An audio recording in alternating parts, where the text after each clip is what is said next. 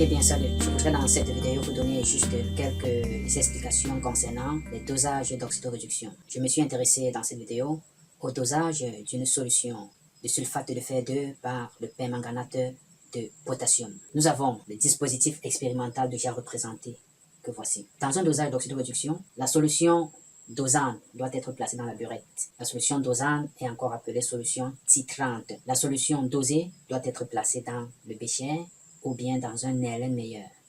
Donc ça peut être le bécher ou alors un NaHLN meilleur. La solution dosée est encore appelée solution titrée, c'est-à-dire la solution dont on va déterminer le titre, c'est-à-dire la concentration molaire. C'est pourquoi j'ai ici C, point d'interrogation. C'est la solution dont on recherche la concentration, c'est-à-dire le titre. Donc voilà, il faut savoir où doit être placée la solution dosée et où doit être placée la solution dosante. Une fois que vous avez pu déterminer où placer ces différentes solutions, il faut maintenant être capable de donner les couples oxydants-réducteurs qui interviennent.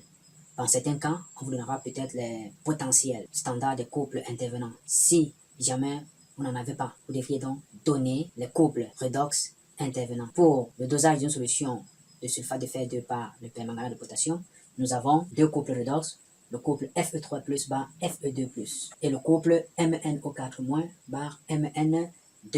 On dose quoi par quoi? Ça, c'est la question que vous devez vous poser. Si vous répondez à cette question, vous saurez où placer, quelle solution placer dans le bécher et quelle sera la solution placée dans la burette. On dose une solution de sulfate de fer 2, c'est-à-dire les ions Fe2+, que voici, par une solution de permanganate de potassium. Le permanganate de potassium est constitué d'ion permanganate, que voici. Là, nous avons l'oxydant et ici, nous avons le réducteur. Donc, on dose Fe2+. Dans la solution dosée, c'est la solution de sulfate de fer 2. Les ions Fe2+ doivent donc être placés dans le bécher. On dose par le permanganate. Donc, le permanganate de potassium doit être placé dans la burette. Donc, on peut mentionner ça comme ceci. Donc, on aura ici K+, plus MnO4-. Ça, c'est la solution qui sera placée dans la burette. Et ici, on aura la solution de sulfate de fer 2, c'est-à-dire Fe2+, Fe2+, plus SO4-. Après ceci, vous devez être capable d'écrire les demi-équations électroniques et l'équation bilan du dosage. Là, nous avons le bilan du dosage. Le réducteur doit s'oxyder, donc Fe2+ doit s'oxyder. Et MnO4- qui est l'oxydant doit se réduire. Donc vous allez retrouver l'écriture de cette demi-équation électronique en vous comportant comme j'ai eu à vous l'expliquer dans l'une des vidéos. Le lien se trouve juste en dessous de celle-ci. Une fois les demi-équations électroniques écrites, il faut déterminer l'équation bilan. Et l'objectif dans l'équation bilan, c'est de faire partir les électrons, c'est de chasser les électrons. Et pour cela, il faudrait qu'on ait le même nombre d'électrons de part et d'autre. Ici en haut, dans cette demi-équation électronique, j'ai un seul électron. Donc, je dois multiplier cette équation par 5 pour avoir également 5 comme dans la deuxième demi-équation électronique. Donc, je fais dans le bilan. Je somme donc les deux demi-équations pour obtenir le bilan du dosage. Une fois l'équation bilan obtenue, on peut déterminer la concentration de la solution dosée. Là, nous sommes au point équivalent. Au point équivalent, on peut donc appliquer le bilan de matière. Le point équivalent correspond à l'instant du dosage où les réactifs sont mélangés dans des proportions stoïchiométriques. Et c'est au point équivalent que l'on peut appliquer cette relation, c'est-à-dire ce bilan de matière, afin de déterminer la concentration de la solution dosée. L'objectif étant de déterminer la concentration d'ion Fe2+, c'est-à-dire la solution dosée, ayant donc identifié Fe2+, comme le réducteur et MnO4- comme l'oxydant, nous allons tout simplement dire que ça c'est N du réducteur, et ici on aura N de l'oxydant. Et on revient ici, et là ça nous facilite la tâche. COVO, on n'aura plus à écrire les Fe2, N de Fe2 plus N de MnO4-.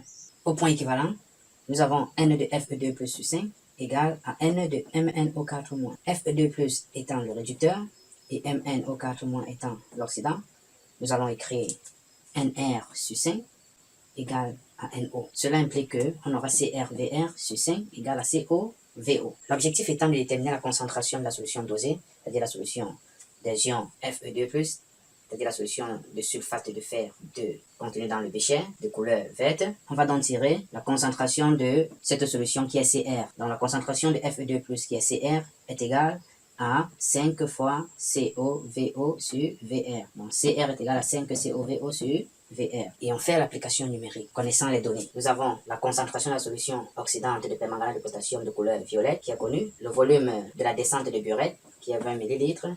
Une fois que le point équivalent a été repéré par le changement de couleur du vert au violet, on repère la descente de burette et on note le volume V0 de la solution oxydante de permanganate de potassium. On connaît le volume de la solution réductrice de sulfate de fer 2 qui a été prélevé avec une pipette jaugée de 15 ml, puis introduite dans le bécher. Donc ça, ce sont les éléments de verrerie. On utilise au cours d'un dosage pour pipetter la solution que l'on doit introduire dans le bécher.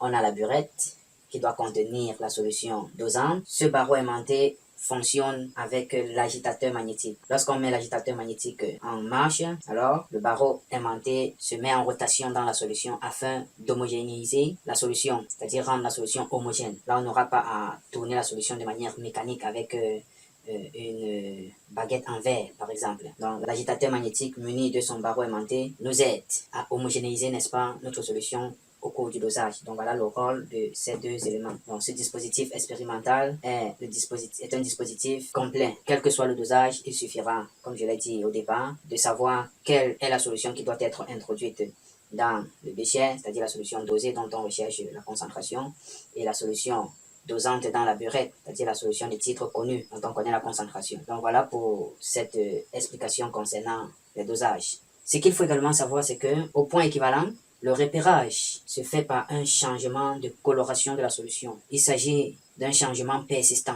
La solution passera au point équivalent d'une couleur verte à la couleur violette de permanganate de potassium. Donc, dans un dosage, lorsque le point équivalent est atteint, la couleur de la solution qui était contenue dans le bécher va changer de couleur et épouser la couleur de la solution contenue dans la burette. C'est pourquoi il est important dans un dosage de connaître les couleurs des solutions contenues dans les deux éléments de verrerie, c'est-à-dire le bécher ou bien les laines et la burette. Alors ça vous permettra de mieux repérer le point équivalent et d'indiquer exactement le changement de couleur observé. Alors, cette vidéo, elle doit arriver à son terme. J'espère vous avoir fait part de pratiquement toutes les indications concernant le dosage. Ne quittez donc pas cette vidéo sans laisser un like, sans laisser un commentaire. Et n'hésitez aussi pas à vous abonner à la chaîne. Merci, au revoir.